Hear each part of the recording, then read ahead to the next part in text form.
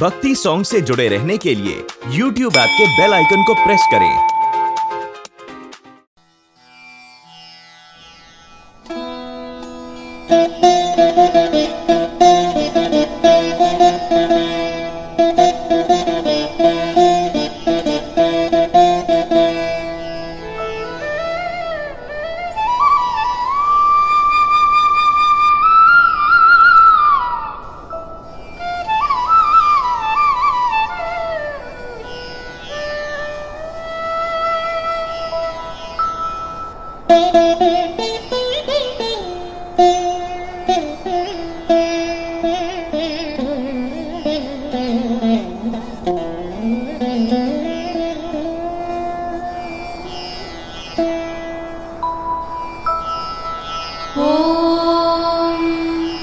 शुक्लांबरधरं विष्णुं शशिवर्णं चतुर्भुजं प्रसन्नवदनं ध्यायेत् सर्वविघ्नोपशान्तये। व्यासं वसिष्ठनप्तारं शक्तेः पौत्रमकल्मषं पराशरात्मजं वन्दे शुकतातं तपोनिधिं। व्यासाय विष्णुरूपाय व्यासरूपाय विष्णवे नमो वै ब्रह्मनिधये वासिष्ठाय नमो नमः। अविकाराय शुद्धाय नित्याय परमात्मने सदैकरूपरूपाय विष्णवे सर्वजिष्णवे। यस्य स्मरणमात्रेण जन्म संसारबन्धनात् विमुच्यते नमस्तस्मै विष्णवे प्रभविष्णवे। ॐ नमो विष्णवे प्रभविष्णवे।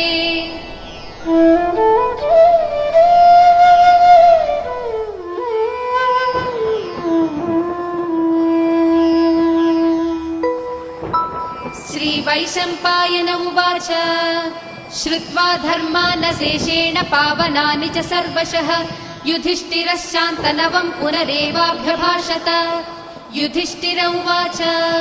किमेकं दैवतं लोके किं वाप्येकं परायणं स्तुवन्तः कं कमर्चन्तः प्राप्नुयुर्मानवाः शुभम्। को धर्मः सर्वधर्माणां भवतः परमो मतः किं जपन्मुच्यते जन्तुर्जन्म संसारबन्धनात्। श्रीभीष्म उवाच जगत्प्रभुं देवदेवमनन्तं पुरुषोत्तमं स्तुवन्नाम सहस्रेण पुरुषः सततोत्थितः तमेव चार्चयन् नित्यं भक्त्या पुरुषमव्ययम्। ध्यायन् स्तुवन्नमस्यंश्च यजमानस्तमेव च अनादिनिधनं विष्णुं सर्वलोकमहेश्वरम्। लोकाध्यक्षं स्तुवन् नित्यं सर्वदुःखातिगो भवेत्। ब्रह्मण्यं सर्वधर्मज्ञं लोकानां कीर्तिवर्धनम् लोकनाथं महद्भूतं सर्वभूतभवोद्भवम्। एष मे सर्वधर्माणां धर्मोऽधिकतमो मतः यद्भक्त्या पुण्डरीकाक्षं स्तवैरर्चेन्नरः सदा। परमं यो महत्तेजः परमं यो महत्तपः परमं यो महद्ब्रह्म परमं यः परायणम्। पवित्राणां पवित्रं यो मङ्गलानां च मङ्गलम् दैवतं देवतानां च भूतानां यो व्ययः पिता। यतः सर्वाणि भूतानि भवन्त्यादियुगागमे यस्मिंश्च प्रलयं यान्ति पुनरेव युगक्षये। तस्य लोकप्रधानस्य जगन्नाथस्य भूपते विष्णोर्नाम सहस्रं मे शृणु पापभयापहम्। यानि नामानि गौणानि विख्यातानि महात्मनः ऋषिभिः परिगीतानि तानि वक्ष्यामि भूतये। ऋषिर्नाम्नां सहस्रस्य वेदव्यासो महामुनिः छन्दोऽनुष्टुप् तथा देवो भगवान् देवकीसुतः। अमृतांशोद्भवो बीजं शक्तिर्देवकी नन्दनः त्रिसामा हृदयं तस्य शान्त्यर्थे विनियुज्यते। विष्णुं जिष्णुं महाविष्णुं प्रभविष्णुं महेश्वरम् अनेकरूपदैत्यान्तं नमामि पुरुषोत्तमम्।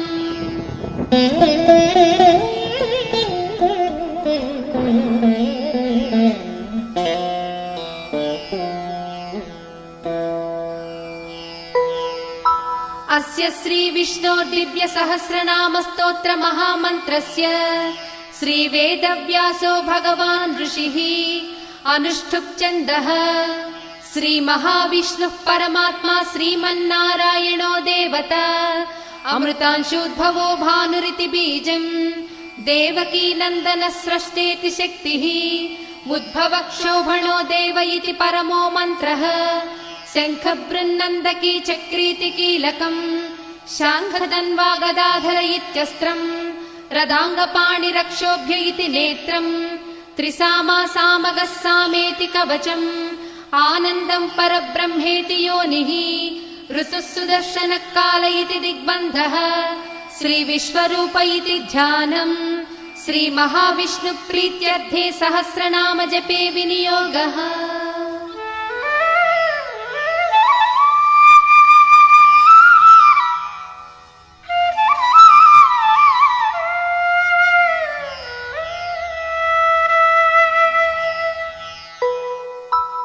ध्यानम् क्षीरोदन्वत्प्रदेशे शुचिमणिविलसत्सैकते मौक्तिकानाम् मालाक्लुप्तासनस्तस्फटिकमणिनिभैर्मौक्तिकैर्मण्डिताङ्गः शुभ्रैरभ्रैरदभ्रैरुपरि विरचितैर्मुक्तपीयूषवर्षैः आनन्दीनः पुनीयादरिनलिनगदाशङ्खपाणिर्मुकुन्दः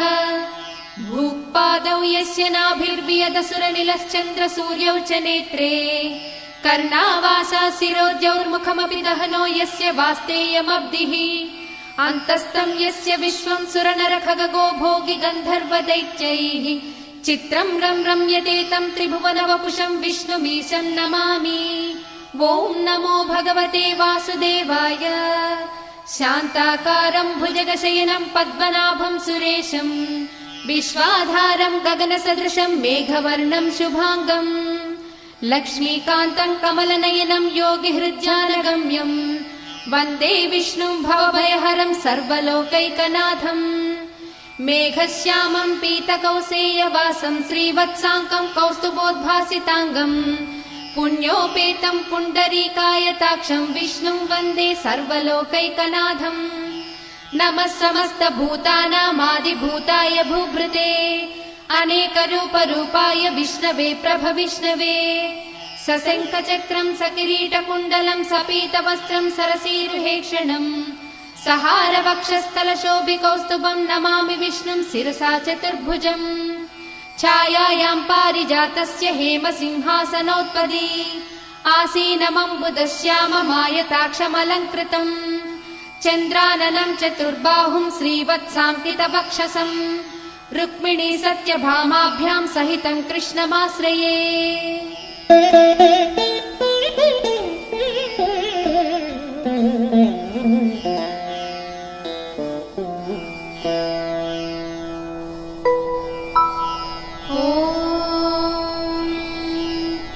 विश्वं विष्णुर्वशत्कारो भूतभव्यभवत्प्रभुः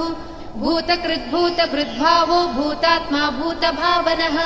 भूतात्मा परमात्मा च मुक्तानां परमागतिः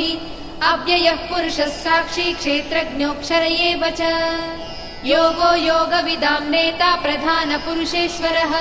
नारसिंहवपुः श्रीमान् केशवः पुरुषोत्तमः सर्वशर्वशिवस्थाणुर्भूतादिर्निधिरव्ययः सम्भवो भावनो भर्ता प्रभवः प्रभुरीश्वरः स्वयंभूः शम्भुरादित्यः पुष्कराक्षो महास्वनः अनादिनिधनो धाता विधाता धातुरुत्तमः अप्रमेयो हृषीकेशः पद्मनाभोऽमरप्रभुः विश्वकर्मा मनुस्त्वष्टा सविष्ठस्थविरो ध्रुवः अग्राह्यः शाश्वतः कृष्णो लोहिताक्षः प्रतर्दनः प्रभूतस्त्रिककुब्धाम पवित्रं मङ्गलं परम् ईशानः प्राणदः प्राणो ज्येष्ठः श्रेष्ठः प्रजापतिः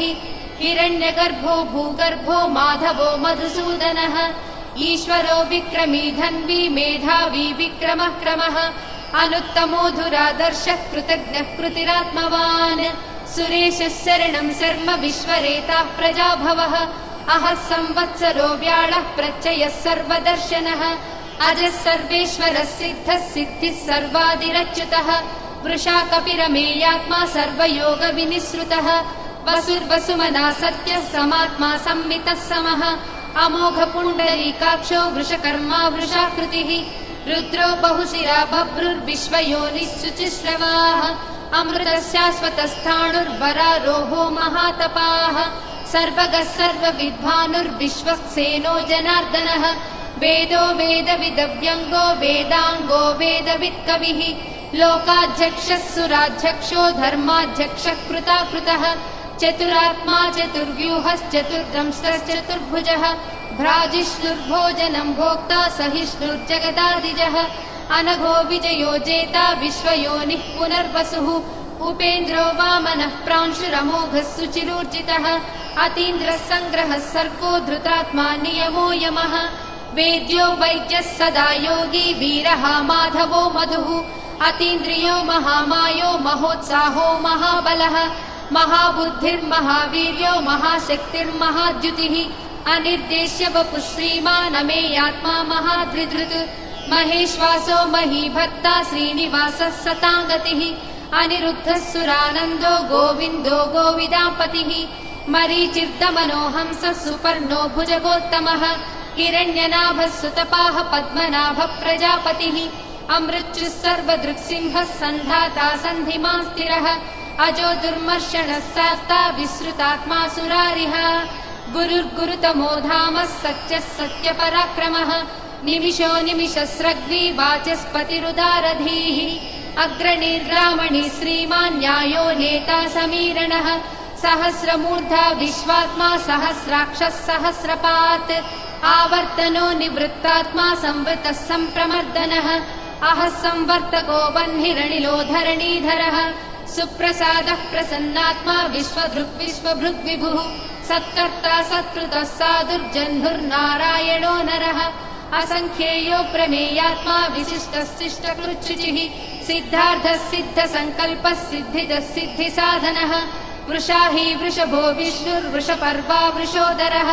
वर्धनो वर्धमानश्च विविक्तः श्रुतिसागरः सुभुजो दुर्धरो वाग्मी महेन्द्रो वसुदो वसुः नैकरूपो बृहद्रूपः शिविविष्टः प्रकाशनः ओजस्तेजो ज्युतिधरः प्रकाशात्मा प्रतापनः रुद्धस्पष्टाक्षरो मन्त्रश्चन्द्रांशुर्भास्करज्युतिः अमृतांशूद्भवो भानुश्च स बिन्दुः सुरेश्वरः औषधं जगतः सेतुः सत्यधर्मपराक्रमः भूतभव्यभवन्नाथः पवनः पावनो नलः कामः कामकृत्कान्तः कामः कामप्रदः प्रभुः युगाधिकृत्युगावर्तो नैकमायो महासेनः अदृश्यो व्यक्तरूपश्च सहस्रजिदनन्तजित् इष्टो विशिष्टः शिष्टेष्टः शिखण्डी नहुषो वृषः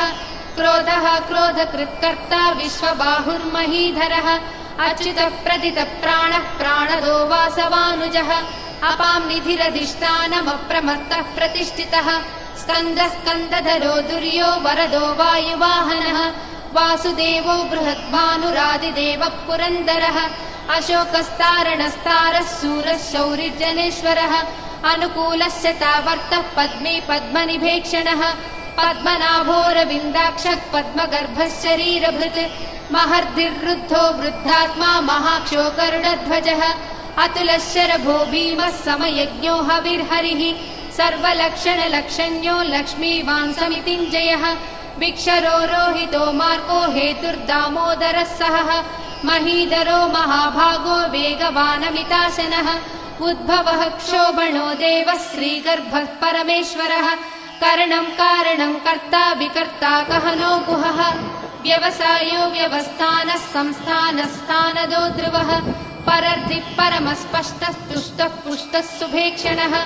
रामो विरामो विरजो मार्गो नेयो नयो नयः वीरः शक्तिमतां श्रेष्ठो धर्मो धर्मविदुत्तमः वैकुण्ठः पुरुषः प्राणः प्राणदः प्रणवः पृथुः हिरण्यगर्भः शत्रुघ्नो व्याप्तो वायुरथोक्षजः ऋतुः सुदर्शनः कालः परमेष्टि परिग्रहः उग्रः संवत्सरो दक्षो विश्रामो विश्वदक्षिणः विस्तारस्थावरस्थाणुः प्रमाणं बीजमव्ययम् अर्धोऽनर्धो महाकोशो महाभोगो महाधनः अनिर्विण्णस्थविष्टो भूर्धर्मयूपो महामखः नक्षत्रनेमिर्नक्षत्री क्षमः क्षामः समीहनः यज्ञयुज्यो महेज्यश्च क्रतुः सत्रं सदाङ्गतिः सर्वदर्शी विमुक्तात्मा सर्वज्ञो ज्ञानमुत्तमम् सुव्रतः सुमुखः सूक्ष्मः सुघोषः सुखदः सुहृत् मनोहरोजितक्रोधो वीरबाहुर्विदारणः स्वापनस्ववशो व्यापी नैकात्मा नैककर्मकृत् वत्सरो वत्सलो वत्सी रत्नगर्भो धनेश्वरः धर्मकृद्धर्मी सदसक्षरमक्षरम् अभिज्ञाता सहस्रांशुर्विधाता कृतलक्षणः गभस्ति नेमिः सत्त्वस्थः सिंहो भूतमहेश्वरः आदिदेवो महादेवो देवेशो देवभृद्गुरुः उत्तरो गोपतिर्गोप्ता ज्ञानगम्यः पुरातनः शरीरभूतभृद्भोक्ता कपीन्द्रो भूरि दक्षिणः सोमपोऽमृतपः सोमः पुरुजित्पुरुषत्तमः विनयोजयः सत्यसन्धो दासार्हः सात्वतां पतिः जीवो विनयिता साक्षी मुकुन्दो मितविक्रमः अम्भो निधिरनन्तात्मा महोदतिशयोऽन्तकः अजो महार्हः स्वाभाव्यो जिता मित्रप्रमोदनः आनन्दो नन्दनो नन्दः सत्यधर्मा त्रिविक्रमः महर्षिः कपिलाचार्यः कृतज्ञो मेदिनीपतिः त्रिपदस्त्रिदशाध्यक्षो महाशृङ्गः कृतान्तकृत् महावराहो गोविन्दः सुषेणः कनकाङ्गदी गुह्यो गभीरो गहनो गुप्तश्चक्रगदाधरः वेदास्वाङ्गोजितः कृष्णो दृढः सङ्कर्षणोच्युतः वरुणो वारुणो वृक्षः पुष्कराक्षो महामनाः भगवान् भगवानन्दी वनमाली हलायुधः आदित्यो ज्योतिरादित्यः सहिष्णुर्गतिसत्तमः सुधन्वा कण्डपरशुर्दारुणो द्रविणप्रदः दिवस्पृक् सर्वदृग्व्यासो वाचस्पतिरयो निजः त्रिसामासामगः साम निर्वाणं भेषजं भिषक् सन्न्यासकृच्चमशान्तो निष्ठा शान्तिः परायणम् शुभाङ्गः शान्तिदः स्रष्टा कुमुदः कुवलेशयः गोहितो गोपतिर्गोप्ता वृषभाक्षो वृषप्रियः अनिवर्ती निवृत्तात्मा संक्षेप्ताक्षेमकृच्छिवः श्रीवत्सवक्षः श्रीवासः श्रीपतिः श्रीमताम्बरः श्रीधः श्रीसः श्रीनिवासः श्रीनिधिः श्रीविभावनः श्रीधरः श्रीकरः श्रेयः श्रीमान् लोकत्रयाश्रयः स्वक्षस्वङ्गस्य तानन्दो नन्दिर्ज्योतिर्गणेश्वरः विजितात्मा विधेयात्मा सत्कीर्तिश्चिन्न संशयः उदीर्णः सर्वतश्चक्षुरनीशः शाश्वतस्थिरः भूषयो भूषणो भूतिर्दिशोकः शोकनाशनः अर्चिष्मानर्चितः कुम्भो विशुद्धात्मा विशोधनः अनिरुद्धो प्रतिरथः प्रद्युम्नो मितविक्रमः कालनेमिनिहावीरः शौरिः शूरजनेश्वरः त्रिलोकात्मा त्रिलोकेशः केशवः केशिहा हरिः कामदेवः कामपालः कामीकान्तः कृतागमः अनिर्देश्य वपुर्विष्णुर्वीरो नन्दो धनञ्जयः ब्रह्मण्यो ब्रह्मकृद्ब्रह्मा ब्रह्म ब्रह्मविवर्धनः ब्रह्मविद्ब्राह्मणो ब्रह्मी ब्रह्मज्ञो ब्राह्मणप्रियः महाक्रमो महाकर्मा महातेजा महोरगः महाक्रतुर्महायज्वा महायज्ञो महाहविः स्तव्यस्तवप्रियस्तोत्रं स्तुतिस्तोतारणप्रियः पूर्णः पूरयिता पुण्यः पुण्यकीर्तिरनामयः मनोजवस्तीर्थकरो वसुरेता वसुप्रदः वसुप्रदो वासुदेवो वसुर्वसुमनाहविः सद्गतिः सत्कृतिः सत्ता सद्भूतिः सत्परायणः शूरसेनो यदुश्रेष्ठः सन्निवासः सुयामुनः भूतावासो वासुदेवः सर्वासु निलयो ननः दर्पः दर्पदो दृप्तो दुर्धरोधापराजितः विश्वमूर्तिर्महामूर्तिर्दीप्तमूर्तिरमूर्तिमान् अनेकमूर्तिरव्यक्तः शतमूर्तिः शताननः एको नैकः स वः कः किं यत्तत्पदमनुत्तमम् लोकबन्धुर्लोकनाथो माधवो भक्तवत्सलः सुवर्णवर्णो हेमाङ्गो वरागश्चन्दनागदी वीरः विषमः शून्यो घृतासीरचलश्चलः अमानीमानदो मान्यो लोकस्वामी त्रिलोकधृत् सुमेधा मेधजो धन्यः सत्यमेधाधराधरः तेजो वृषो युतिधरः सर्वशस्त्रभृताम्बरः प्रग्रहो निग्रहो व्यग्रो नैकशृङ्गो गदाग्रजः चतुर्मूर्तिश्चतुर्बाहुश्चतुर्व्यूहश्चतुर्गतिः चतुरात्मा चतुर्भावश्चतुर्वेदविदेकपात् समावर्तो निवृत्तात्मा दुर्जयो दुरतिक्रमः दुर्लभो दुर्गमो दुर्गो दुरावासो दुरारिः शुभाङ्गो लोकसारङ्गः सुतन्तुस्तन्तुवर्धनः इन्द्रकर्मा महाकर्मा कृतकर्मा कृतागमः उद्भवः सुन्दरः सुन्दो रत्ननाभः सुलोचनः अर्को वाजसनः शृङ्गी जयन्तः सर्वविजयी सुवर्णबिन्दुरक्षोभ्यः सर्ववागीश्वरेश्वरः महाह्रदो महागर्तो महाभूतो महानिधिः कुमुदः कुन्दरः कुन्दः पर्जन्यः पावनोऽनिलः अमृताशोऽमृतवपुः सर्वज्ञः सर्वतोमुखः सुलभः सुव्रतः सिद्धः शत्रुजिच्छत्रुतापनः न्यग्रोधोदुम्बरोऽश्वत्थश्चाणूरान्ध्रनिषूदनः सहस्रार्चिः सप्तजिह्वः सप्तैधा सप्तवाहनः अमूर्तिरनघोचिन्त्यो भयकृद्भयनाशनः अणुर्बृहत्कृशस्थूलो गुणभृन्निर्गुणो महान् अधृतस्वधृतस्वास्य प्राग्वंशो वंशवर्धनः भारभृत्कथितो योगी योगीशः सर्वकामदः आश्रमश्रमणक्षामः सुपर्णो वायुवाहनः धनुर्धरो धनुर्वेदो दण्डो दमयिता दमः अपराजितः सर्वसहो नियन्ता नियमो यमः सत्त्ववान् सात्विकः सत्यः सत्यधर्मपरायणः अभिप्राय प्रियार्होर्हः प्रियकृत्प्रीतिवर्धनः विहाय सगतिर्ज्योतिः सुरुचिर्भुत भुग्विभुः रविर्विरोचनः सूर्यः सविता रविलोचनः अनन्तो हृतभुग्भोक्ता सुखदो नैकदोग्रजः अनिर्विण्णः सदामर्षि लोकाधिष्ठानमद्भुतः सनातनतमः कपिलः कपिरव्ययः स्वस्तिदः स्वस्तिकृत् स्वस्ति स्वस्ति भुक् स्वस्ति दक्षिणः अरौद्रः कुण्डली चक्री विक्रम्यूर्जितशासनः शब्दातिकः शब्दसः शिशिरः सर्वरीकरः अक्रूरः पेशलो दक्षो दक्षिणः क्षमिणाम्बरः विद्वत्तमो वीतभयः पुण्यश्रवणकीर्तनः उत्तारणो दुष्कृतिः पुण्यो दुःस्वप्ननाशनः वीरः रक्षणः सन्तो जीवनं पर्यवस्थितः अनन्तरूपोऽनन्तश्रीजितमन्युर्भयापहः चतुरस्रो गभीरात्मा विदिशो व्यादिशो दिशः अनादिर्भूर्भुरो लक्ष्मी सुवीरो रुचिराङ्गदः जननो जनजन्मादिर्भीमो भीमपराक्रमः आधारनिलयो धाता पुष्पहास प्रजागरः ऊर्ध्वगः सत्पथाचारः प्राणदः प्रणवः प्रमाणं प्राणनिलयः प्राणभृत् प्राणजीवनः तत्त्वं तत्त्वविदेकात्मा जन्म मृत्युजरातिगः भूर्भुवः स्वस्तरुस्तारः सविता प्रपितामहः यज्ञो यज्ञपतिर्वज्या यज्ञाङ्गो यज्ञवाहनः यज्ञभृद्यज्ञकृत्यग्नि यज्ञभुग्यज्ञसाधनः यज्ञान्तकृद्यज्ञगुह्यमन्नमन्नादयेव च आत्मयोनिः स्वयं जातो वैखानः सामगायनः देवकीनन्दनः स्रष्टा क्षितीशः पापनाशनः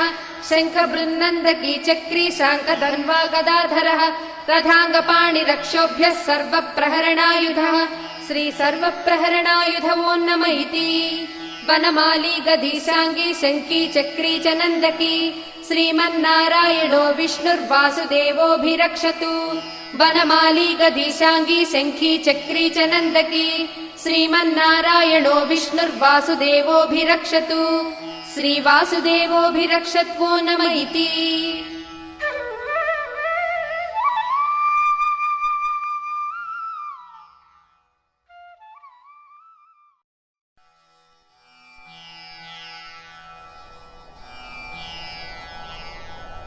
इतीदं कीर्तनीयस्य केशवस्य महात्मनः नाम्नां सहस्रं दिव्यानाम् अशेषेण प्रकीर्तितम्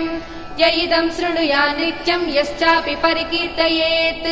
नाशुभं प्राप्नुयात् किञ्चित् सोमुत्रेह च मानवः वेदान्तको ब्राह्मणः स्यात् क्षत्रियो विजयी भवेत् वैश्यो धनसमृद्धः स्यात् शूद्रः सुखमवाप्नुयात् धर्मार्थी प्राप्नुयात् धर्मम् अर्थार्थी चार्थमाप्नुयात् कामानवाप्नुयात् कामी प्रजार्थी चाप्नुयात् प्रजाम् भक्तिमान् यः सदोत्थाय शुचिस्तद्गतमानसः सहस्रं वासुदेवस्य नाम्नामेतत् प्रकीर्तयेत् यशः प्राप्नोति विपुलं याति प्राधान्यमेव च अचलां श्रियमाप्नोति श्रेयः प्राप्नोत्यनुत्तमम् न भयं क्वचिदाप्नोति वीर्यं तेजश्च विन्दति भवच्च रोगो द्युतिमान् बलरूपगुणान्वितः रोगातो मुच्यते रोगात् बद्धो मुच्येत बन्धनात् भयान्मुच्येत भीतस्तु मुच्येतापन्न आपदः दुर्गाण्यतितरत्यासु पुरुषः पुरुषोत्तमम् स्तुवन्नाम सहस्रेण नित्यं भक्तिसमन्वितः वासुदेवाश्रयो मर्त्यो वासुदेवपरायणः सर्वपापविशुद्धात्मा याति ब्रह्म सनातनम् न वासुदेव भक्तानाम् अशुभं विद्यते क्वचित् जन्म मृत्युजरा व्याधि भयं नैवोपजायते इमं स्तवमधीयानः श्रद्धा भक्तिसमन्वितः युज्येतात्मसुखशान्तिः श्रीधृतिस्मृतिकीर्तिभिः न क्रोधो न च मात्सर्यं न लोभो नाशुभामतिः भवन्ति कृतपुण्यानां भक्तानां पुरुषोत्तमे द्यौसचन्द्रार्कनक्षत्रं खं दिशो भूर्महो दधिः वासुदेवस्य वीर्येण विधृतानि महात्मनः ससुरासुरगन्धर्वं स यक्षोरगराक्षसम् जगद्वशे वर्ततेदं कृष्णस्य सचराचरम् इन्द्रियाणि मनोबुद्धिः सत्त्वं तेजो बलं धृतिः वासुदेवात्मकान्याहुः क्षेत्रं क्षेत्रज्ञ एव च सर्वागमानामाचारः प्रथमं परिकल्पितौ आचार्यप्रभवो धर्मो धर्मस्य प्रभुरच्युतः ऋषयः पितरो देवा महाभूतानि धातवः जङ्गमाजङ्गमं चेदं जगन्नारायणोद्भवम् योगो ज्ञानं तथा साङ्ख्यं विद्या शिल्पादिकर्म च वेदशास्त्राणि विज्ञानम् एतत् सर्वं जनार्दनात् एको विष्णुर्महद्भूतं पृथग्भूतान्यनेकशः त्रीलोकान् व्याप्य भूतात्मा भुङ्क्ते विश्वभुगव्ययः इमं स्तवं भगवतो विष्णोर्व्यासेन कीर्तितम् पठे च इच्छेत् पुरुषः श्रेयः प्राप्तुं सुखानि च विश्वेश्वरमजं देवं जगतः प्रभुमव्ययम् भजन्ति ये पुष्कराक्षं न ते यान्ति पराभवम् न ते यान्ति पराभवम् ॐ नम इति अर्जुन उवाच पद्मपत्रविशालाक्ष पद्मनाभसुरोत्तमा भक्तानामनुरक्तानां त्राता भव जनार्दन श्रीभगवानुवाच यो मां नाम सहस्रेण स्तोतुमिच्छति पाण्डव सोऽहमेकेन श्लोकेन स्तुत एव न संशयः स्तुत एव न संशयो नम इति व्यास उवाच वासनाद्वासुदेवस्य वासितं भुवनत्रयम् सर्वभूतनिवासोऽसि वासुदेव नमोऽस्तु ते श्रीवासुदेव नमोऽस्तु ते ॐ नम इति पार्वत्युवाच केनोपायेन लघुना विष्णोर्नाम सहस्रकम् पठ्यते पण्डितैर्नित्यं श्रोतुमिच्छाम्यहं प्रभो ईश्वर उवाच श्रीराम राम रामेति रमे रामे मनोरमे सहस्रनाम तत्तुल्यं राम राम वरानने श्रीराम राम रामेति रमे रामे मनोरमे सहस्रनाम तत्तुल्यं राम नाम वरानने श्रीराम राम रामेति रमे रामे मनोरमे सहस्रनाम तत्तुल्यं राम नाम वरानने श्रीराम नाम वरानन ॐ नम इति ब्रह्मोवाच नमोऽस्त्वनन्ताय सहस्रमूर्तये सहस्रपादाक्षि शिरोरुबाहवे सहस्रनाम्ने पुरुषाय शाश्वते सहस्रकोटियुगधारिणे नमः सहस्रकोटियुगधारिणे ॐ नम इति सञ्जय उवाच यत्र योगेश्वरः कृष्णो यत्र पार्थो धनुर्धरः तत्र श्रीविजयोर्भूतिर्ध्रुवा नीतिर्मतिर्मम श्रीभगवानुवाच अनन्याश्चिन्तयन्तो मां ये जनाः पर्युपासते तेषां नित्याभियुक्तानां योगक्षेमं वहाम्यहम् परित्राणाय साधूनां विनाशाय च दुष्कृताम् धर्म संस्थापनार्थाय सम्भवामि युगे युगे आर्ता विषण्णाः शिथिलाश्च भीता घोरेषु च व्याधिषु वर्तमानाः संकीर्त्य नारायण शब्दमात्रं विमुक्त दुःखा सुखिनो भवन्तु कायेन वाचा मनसेन्द्रियैर्वा बुद्ध्यात्मना वा प्रकृते स्वभावात् करोमि यद्यत् सकलं परस्मै नारायणायेति समर्पयामि।